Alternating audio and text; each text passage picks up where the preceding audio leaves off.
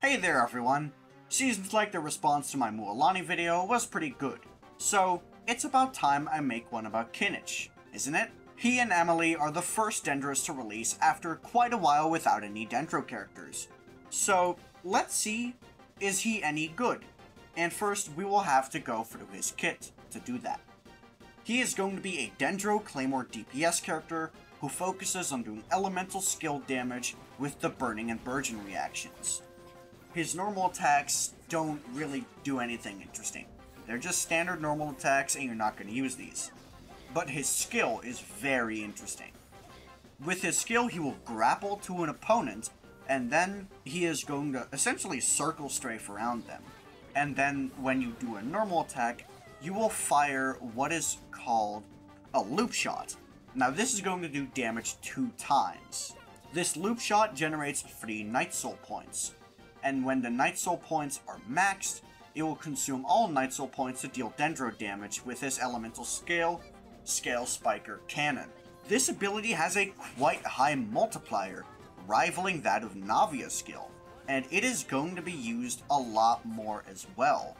Now, when you are in the Night Soul Blessing state, Kinich will also generate a dead zone next to opponents that he is grappled to, or fired his cannon at, and when he enters the zone, he will gain 4 of these Night Soul points, which, like I said, are used for his cannon. Now, this is a really unique way to do damage. We have not seen a character that does this much movement within their kit. Not Clorand, not even Mualani moves this much. So this makes me think that Natlan's characters are all going to have a lot of movement within their kit. And that kind of depowers Bennett. Which, you know, when you realize Mavuika is coming out in this region, that makes a lot of sense. His ultimate will essentially spawn a big pixel dragon that will do damage every once in a couple of seconds. I don't know the exact interval, but it looks to be about once every 2 seconds, and this is going to have a duration of 15 seconds. The damage isn't too impressive, but it's still pretty good. It also provides you with some Dendro application from off-field, which is very useful, considering his Ascension passive number 1. When he is in the Night Soul Blessing state, hitting enemies with Kinich's elemental skill damage will make them enter Desolation, and when affected by Burning or Burgeon reactions, this will restore 7 Night Soul points to Kinich, and this will be able to be gained once every 0.8 seconds. The Desolation state will persist until the instance of Kinich's Night Soul Blessing ends. Essentially what this means is when you are burning or burgeoning an enemy, you will gain 7 Night Soul points. And that is a lot considering the fact that you are able to use Kinich's nuke when you're at 10. So it's very important to have this up. Now his second will make it so whenever a teammate triggers a Night Soul burst, Kinich will gain 1 stack up to 2 times. And then when he uses his skills Scale Spiker Cannon, all of the stacks will be consumed to increase the nuke's damage even further. So yeah, he looks to be pretty solid already, but he's not perfect yet. His playstyle seems pretty obvious to me.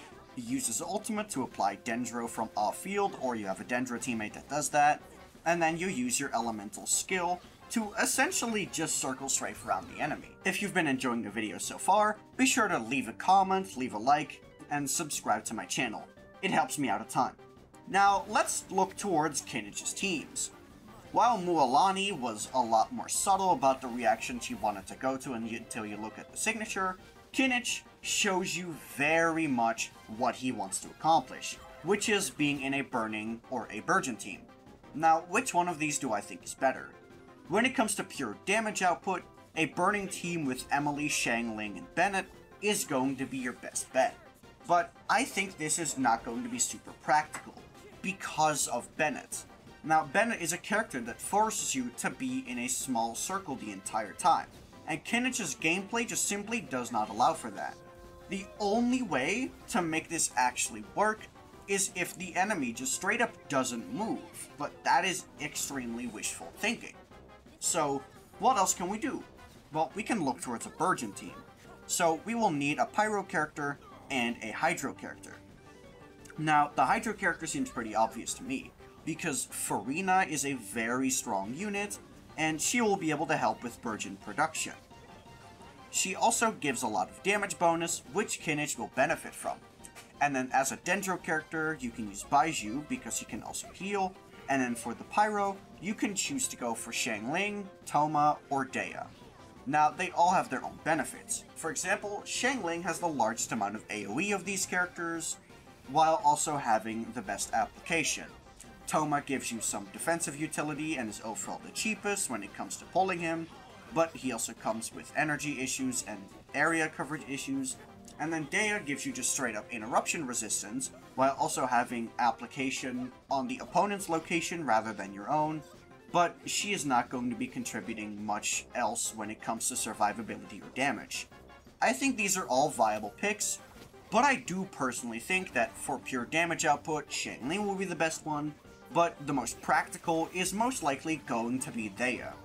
Now, I think burning teams with Emily are going to get a big upgrade the second Mavuika comes out, because then Bennett is most likely getting replaced, and then you'll be running Xiangling and Mavuika along with Emily and Kinich, and that will be your burning team.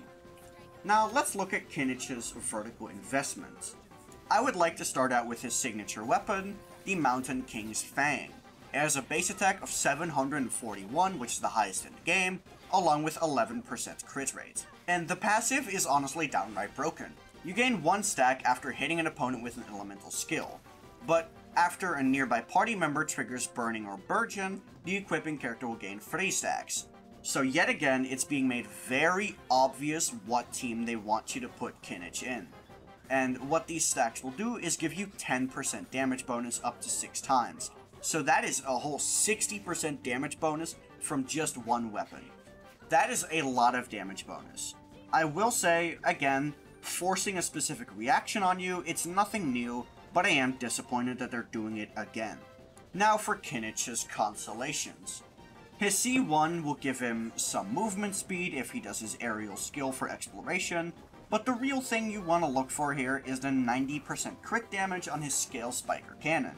Now if you remember, this is his nuclear bomb, so getting a whole 90% crit damage on this is quite good. His C2, when his elemental skill hits an opponent, it will decrease their Dendro resistance by 60 seconds. And the first Scale Spiker cannon that Kinich fires after entering Night's Blessing has increased AoE and 100% extra damage. So not only are you getting a free Deepwood Memories out of this constellation, you're also getting an absurd amount of front load, something that Mualani has in her C1. So it is clear that MiHoYo knows how good front load is and is trying to give it even more. His C3 will level up his skill, which is where most of his damage comes from, so nothing interesting here. His C4, when Kinich is in his Night's Blessing, he'll restore 5 energy after using his loop shots, or his Scale Spiker cannon. This can happen once every 2.8 seconds, so 3 times per rotation. This means a total of 15 energy, which is pretty good considering his burst cost. His C5 will increase the level of his ultimate by 3, not super impressive, but still pretty good. And then the C6 is very strong. After the Scale Spiker cannon is used, it is going to bounce between opponents. So this relatively single target character that loops onto one enemy, yeah, you're going to have his main source of damage bounce around. So that essentially gives him a whole extra target to hit. I think that is a very good Constellation 6.